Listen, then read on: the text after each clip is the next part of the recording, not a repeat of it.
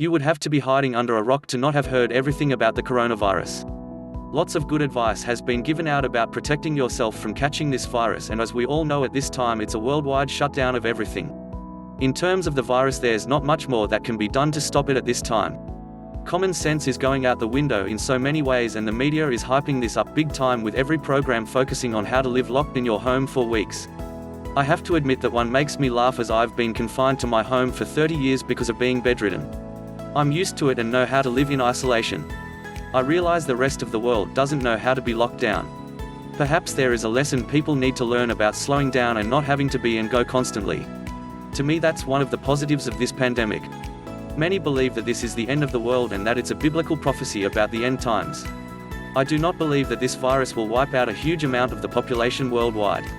Yes, there will be deaths, but it will not wipe out 3/4 of the population.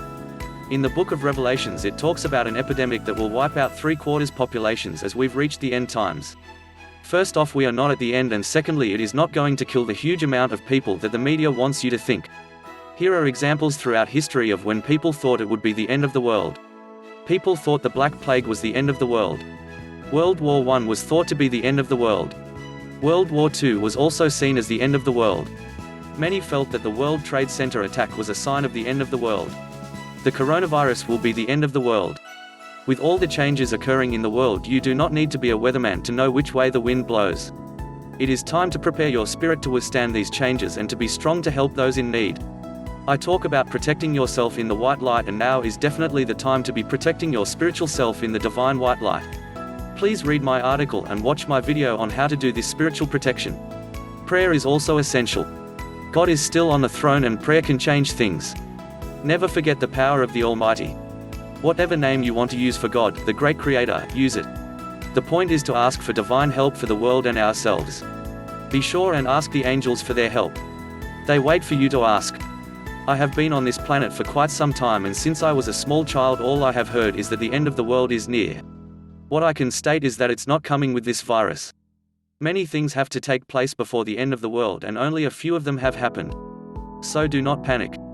Each day, the COVID-19 outbreak brings us new anxieties along with new reasons to celebrate the human spirit.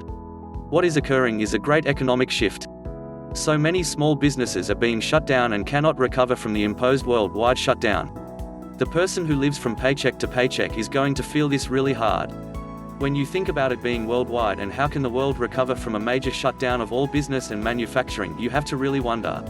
Right now they're saying that they're shutting down for a few weeks, but it appears that it may be a few months. My own business has gone down considerably over the past week because people have to think about buying the necessities instead of something that is considered non-essential. I know that I offer great comfort and spiritual advice as well as practical advice. Having worked as a naturopathic doctor for many years, I have great knowledge on health issues. Right now people are not seeing the need for this advice service. So I do not know how much longer I will survive as a business. I've been in business a long time, but this worldwide shutdown is so powerful and not many small businesses will be able to survive. With this shutdown, the Dow Jones has taken a downward turn. Chicken Little is running around screaming, "The Dow is falling, the Dow is falling." Fear is causing people to panic, and the media feeds the panic. Fear keeps people in line and following the actions of those in charge. We must not give in to the fear.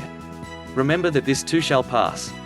Prior to this crisis, people were already in fear of losing their jobs because people are being cut without any notice nowadays. Lately there is little financially security, even if you have a job, even if you have savings, and even if you are a CEO. What I do believe is that there will be a further decline financially worldwide. How can it not happen when everything has come to a dead stop? This is going to put enormous fear and stress upon people. The worst thing you can do is be afraid. Fear causes more anxiety and fear to grow. What you need to do is step back and be objective about your personal situation. Analyze it as though you were someone else, and you may see things a bit clearer. Another factor that I feel is coming is social unrest resulting in riots. After a few weeks of being shut in and many people not having any money, outbreaks of riots are going to occur. I know that the government is trying to allot money to people to help them through this crisis, and that will definitely delay people from panicking and starting to riot. Be prepared for rioting and looting. Please pray that this can be stopped. Remember, the more fear people have, it propels them into actions they normally would not do. It's a proven fact that what you focus on you create. Therefore you must keep your mental self built up constantly. Use affirmations and positive thinking to keep yourself motivated. Every person has something that is strictly unique to them. Make a list and write down everything you want out of life, family life, and spirituality, the type of job you want, your career future, and visualize getting what you want daily. Whatever you can visualize, you can create. Clarity, persistence, and knowing exactly what you want out of life is going to take you through these difficult days. Going through difficult times challenges you to see what you can truly do and accomplish. We frequently read stories about people who are homeless and had an idea and created it, and from there became millionaires. Their persistence is what paid off. No one said it would be easy, but you can succeed even in today's tough economy. The key is to never give up, and whatever you do, give it 100% of yourself. If you do that, there's no way you can fail. Life is not easy, and you need to be prepared at all times for economic and natural disasters. I can guarantee you that the world will still be going round in 2021.